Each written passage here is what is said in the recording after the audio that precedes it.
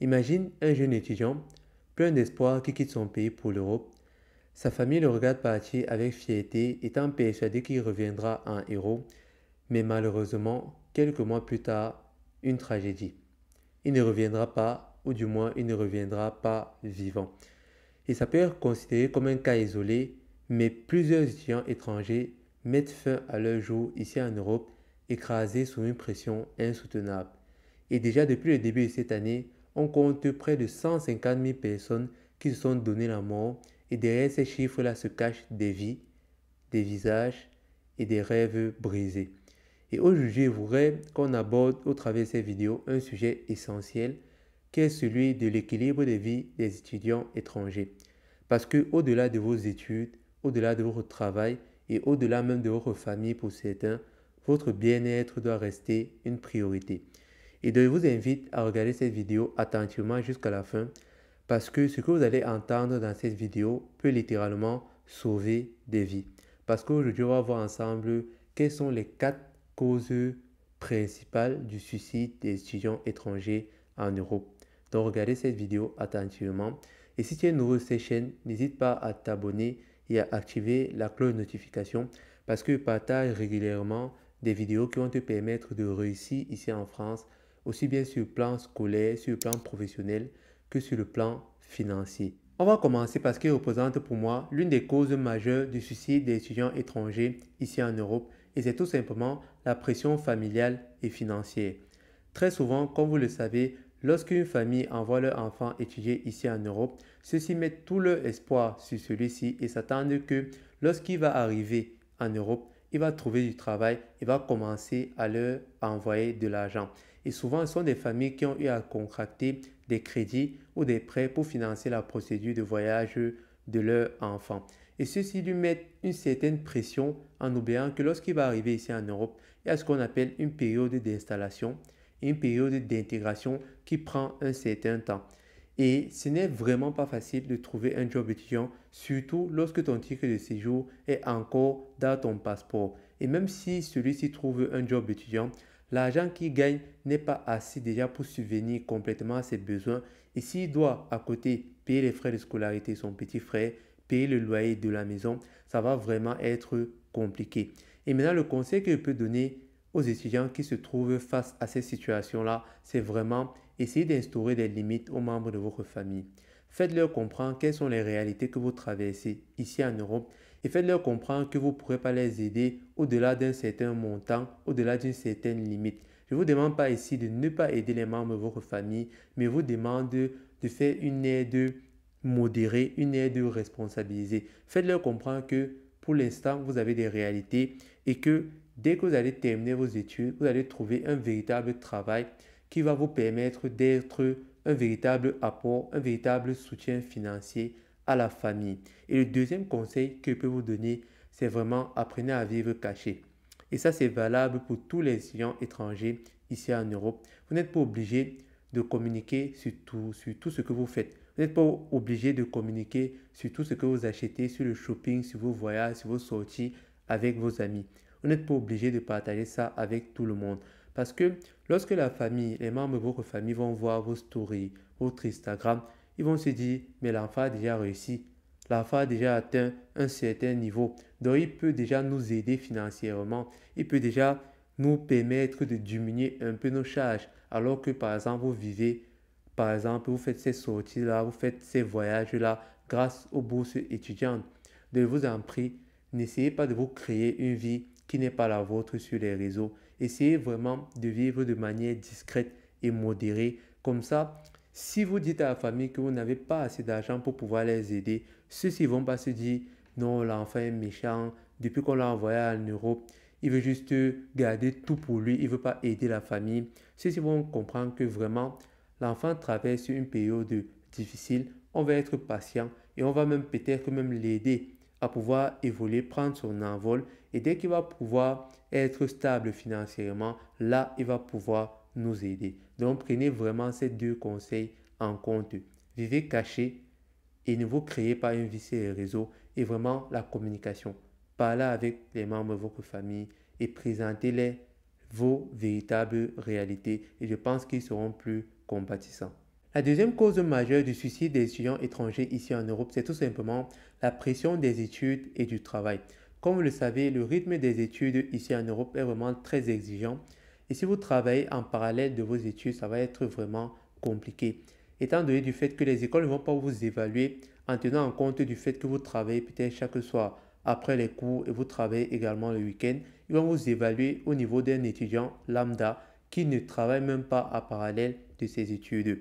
Et donc, on a l'habitude de voir un étudiant qui, lorsqu'il était dans son pays d'origine, était très brillant, il excellait, il avait de très bonnes notes, mais arrivé ici en Europe, celui-ci passe d'échec en échec et après il se trouve dans une situation compliquée, comme par exemple le fait qu'il ne peut pas renouveler son titre de séjour parce qu'il n'a pas assez de bonnes notes pour pouvoir se présenter à un niveau supérieur et stagne au même niveau. Et donc, pour vous éviter cette pression-là, je vais vous donner deux conseils. Deux conseils qui, je vous assure que si vous les mettez en pratique, vont complètement vous permettre de sortir de cette pression scolaire et liée également au travail. La première chose, c'est organiser vos journées. Ça paraît tout bête, hein, mais utilisez ça. Utilisez un daily planner. Je vous assure que ça change complètement la vie. Pouvoir programmer chacune des tâches que vous avez à faire, même si vous travaillez, je vous assure que vous allez pouvoir évoluer, que ce soit dans vos révisions, que ce soit dans vos examens. Organisez tout, que ce soit vos journées, que ce soit vos semaines. Utilisez des programmes comme vous avez l'habitude d'utiliser au collège. La deuxième chose, c'est vraiment éviter les distractions. Évitez vraiment les distractions parce que vous n'avez pas assez de temps. Si vous ajoutez au fait que vous travaillez, que vous avez les études, vous rajoutez le fait que vous devez jouer au football chaque soir, chaque week-end, vous devez jouer à la console de jeu, vous devez être sur les réseaux. Je vous assure que ça va être vraiment compliqué. Et maintenant, le troisième conseil que je peux vous donner, c'est avoir une bonne relation avec votre manager. Ayez une bonne relation avec votre manager, de sorte que lorsqu'il va falloir demander des remplacements pour pouvoir vous concentrer sur vos études, ou alors demander qu'il réduise vos horaires de travail, je vous assure que ça va vraiment vous aider. Donc, essayez d'avoir une bonne relation avec votre manager et vous assure que si vous mettez ces conseils en pratique, structurez vos journées et votre temps, limitez et évitez les distractions et avoir une bonne relation avec votre manager, ça va vraiment vous aider. Et la deuxième chose, ça c'est une parenthèse, ne mettez jamais votre job étudiant au-dessus de vos études.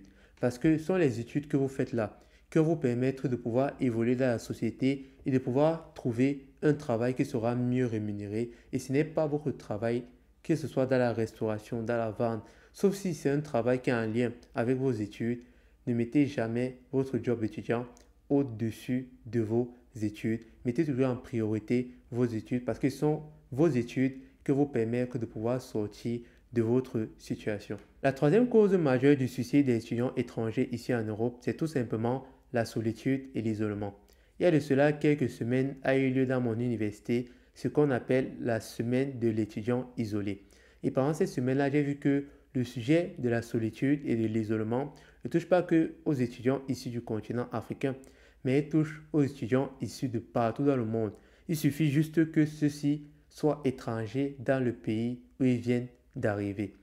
Je sais à quel point comment c'est difficile d'être loin de sa famille et que c'est vraiment pas facile. Mais le conseil que je peux vous donner, et je l'ai déjà dit sur cette chaîne, c'est vraiment ne restez pas seul. Et déjà, personne ne se construit seul. Pour aller loin dans la vie, vous avez besoin de bons partenaires qui seront avec vous, qui seront là pour vous conseiller, pour vous encourager, pour vous tenir la main quand tout va aller mal. Et on dit ça même dans la Bible, que deux valent mieux que un, parce qu'ils tirent de leur activité un meilleur salaire. Donc ne restez pas seul. Parce que quand vous restez seul, c'est là que l'ennemi vient et vous donne des conseils comme quoi jetez-vous du sixième étage. Cette année et même l'année dernière, j'ai pu, même dans mon école, il y a un étudiant en master qui s'est suicidé. Et ça ne touche pas que aux étudiants qui sont dans des situations compliquées. Récemment, il y a eu un étudiant HEC qui s'est suicidé également. Et c'est un sujet vraiment à prendre en compte. Ne restez pas seul. Faites-vous des amis. Assistez à des événements culturels, des événements sportifs. Essayez de vous construire un réseau amical et un réseau professionnel. Essayez de rencontrer le maximum de personnes possibles. Et ne restez pas seul dans votre coin. Allez et faites le premier pas.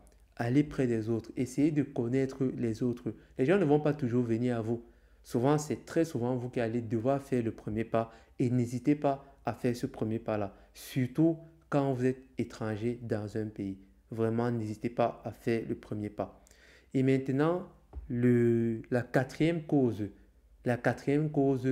majeure du suicide des étudiants étrangers, et là, ce n'est même pas que les étudiants étrangers, c'est pour tous les étudiants du monde entier, c'est la pression liée à la réussite. La pression liée à la réussite de manière générale, que ce soit sur le plan des études, que ce soit sur le plan professionnel, que ce soit sur le plan même de la vie de façon générale. Tout ça pourquoi? Parce que on a vu depuis ces dernières années tout simplement l'arrivée sur les réseaux sociaux comme TikTok et autres de ce qu'on appelle la validation. Toute la journée, on nous propose des personnes qui ont réussi dans la vie. Toute la journée, on nous propose les plus belles femmes, les plus beaux hommes, les entrepreneurs qui ont réussi leur vie. On nous parle de la liberté financière, on nous parle de l'entrepreneuriat, on nous parle des personnes qui font des 10 000 euros par jour, des choses vraiment qui nous font croire que nous sommes un échec, nous sommes en retard dans notre vie, nous ne sommes pas assez intelligents, nous ne sommes pas nous ne sommes pas mieux que les autres en fait. C'est ça l'aspect négatif au travers de ces images-là qu'on essaie de nous communiquer à longueur de journée. Et donc, je vous prie réellement de suivre ce que je vais dire. Sachez que chacun avance à son niveau. Et vraiment apprécier chaque réussite. Je ne sais pas, que ce soit un entretien d'embauche, soyez heureux, soyez reconnaissant pour ça. Que ce soit, je ne sais pas, une note que vous avez obtenue à l'école. Apprenez à célébrer chacune de vos petites victoires. Apprenez à être reconnaissant de la vie. Apprenez à apprécier les autres. Et il faut savoir que chacun a ses combats. Même les personnes qui sont en haut, même les personnes qui sont les plus grands entrepreneurs, ils ont aussi leurs combats, ils ont aussi leurs luttes. Ils ont eu un certain parcours avant d'arriver à ce niveau-là. Et donc, essayez d'apprécier le parcours. Essayez d'apprécier ce que la vie vous propose aujourd'hui et soyez reconnaissant. N'essayez pas d'entrer dans une concurrence, dans une course où après, vous allez vous mettre même en danger, mettre en danger votre santé mentale, votre santé physique, tout simplement parce que vous voulez rattraper les autres. Donc, soyez vraiment fiers de vous déjà. Moi, en ce qui me concerne, je célèbre toutes mes victoires, même si j'ai, je ne sais pas, ne serait-ce que 100 vues sur une de mes vidéos, même si j'ai pas 20 000 vues ou je ne sais pas trop quoi, moi, je suis déjà heureux par rapport à ça. Et donc, je vous invite à faire de même. Et là, on vient de voir les causes des suicides. Là, c'est pour les personnes qui ont déjà eu à penser ou qui ont déjà eu à anticiper qu'ils voulaient se suicider. Et maintenant, pour les personnes vous n'avez jamais envisagé de vous suicider, le conseil que je peux vous donner, c'est vraiment, soyez là pour les autres. Apprenez à envoyer des messages, à prendre des nouvelles des autres. Apprenez à encourager les autres, à les valoriser, à leur élever en fait. Parce que les gens ont vraiment besoin de ça, surtout dans notre société actuelle. Apprenez à être là pour les autres. Apprenez à envoyer des messages. N'attendez pas que ce soit toujours vous à qui on envoie le message. Soyez vraiment là pour les autres. Et je vous assure que la vie vous le rendra. La vie vous le rendra. Et donc, on a fini avec cette vidéo. J'avais prévu me faire d'autres vidéos, mais je ne sais pas, le sujet du suicide ne faisait que revenir, que ce soit au travers des vidéos que je regardais, que ce soit au travers des documentaires que je lisais, parce que récemment, j'ai pu voir que le mois de février dernier, on a une sœur issue du Congo qui est décédée, hein, et donc qu'elle repose en paix. Et je pense que cette vidéo est destinée à quelqu'un qui anticipait déjà de se suicider. Et donc, je prie que cette vidéo-ci puisse te trouver au bon endroit avant que tu passes à l'acte et qu'elle puisse t'aider à regarder la vie d'un autre prisme, d'une autre manière de voir les choses et que tu puisses apprécier tout ce que Dieu, tout ce que la vie te donne. Et donc, on a fini pour aujourd'hui. Si tu as apprécié la vidéo, n'oublie pas de lâcher un pouce, ça fait vraiment plaisir. Et surtout, don't forget to subscribe to my channel. God bless you. Ciao.